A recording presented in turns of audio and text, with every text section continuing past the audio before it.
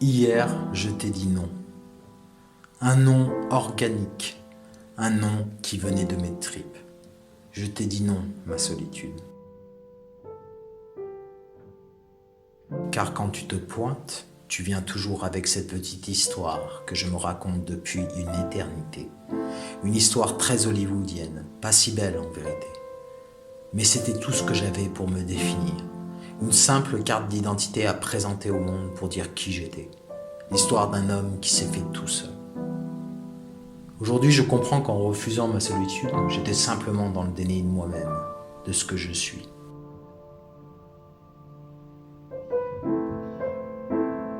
La solitude est pourtant une bénédiction, la preuve de notre humanité. Elle pointe du doigt ces choses sur lesquelles tu ne peux pas mentir, ces vérités organiques qui sont sous ton nez et que tu espères fuir en cherchant une distraction, une compagnie, un écran.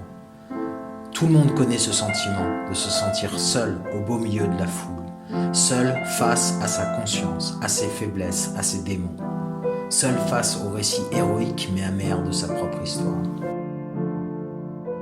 Ironie du sort? Non.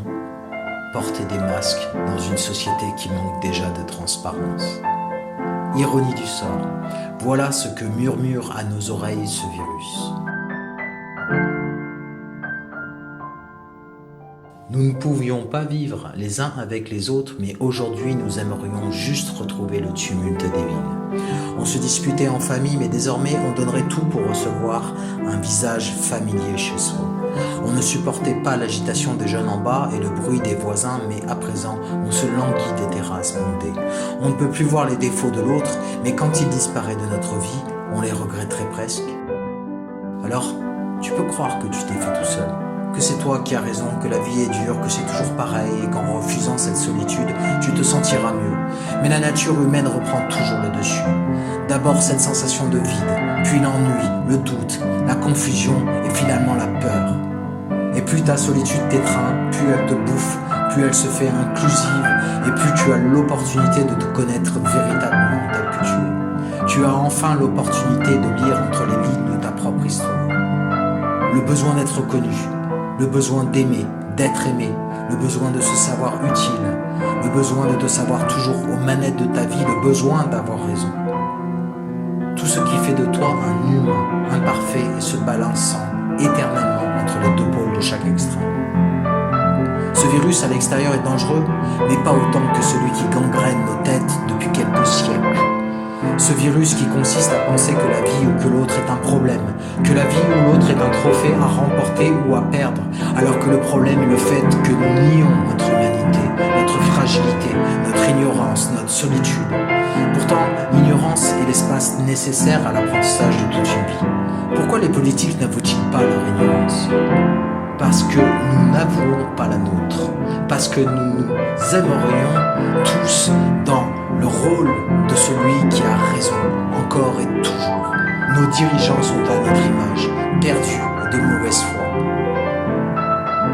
Nous nous sommes définis et nous nous définissons encore par rapport aux autres. Nous nous incluons les uns les autres malgré nous. La vie, les autres sont un miroir. Prendre soin de soi, c'est déjà prendre soin de l'autre. C'est reprendre ce qui nous appartient, car nous recevons toujours ce que nous émettons. Ça me fait penser à ces illustrations, des gestes à connaître dans un avion en cas de dépressurisation. On peut voir un adulte mettre d'abord un masque à oxygène sur sa bouche, avant même d'en mettre un sur celle de son enfant. Contre-intuitif, n'est-ce pas ? Et pourtant, si tu ne mets pas ce masque en premier, tu perds connaissance et plus personne ne peut sauver ton enfant. Pour moi, prendre soin de soi, ce n'est pas de l'égoïsme, c'est de l'altruisme pur. C'est comprendre, savoir et accepter que tu ne vois pas l'autre réellement tel qu'il est, mais uniquement la perception que tu en as et qui t'est toute personnelle. Tu vois ce que tu crois. Prendre soin de toi, c'est avoir la possibilité de décider qui tu veux être à chaque seconde. Et cette liberté de décider qui tu veux être serait impossible sans cette solitude existentielle à laquelle tu as dit non hier, mon ami. Alors prends soin de toi et décide qui tu veux être.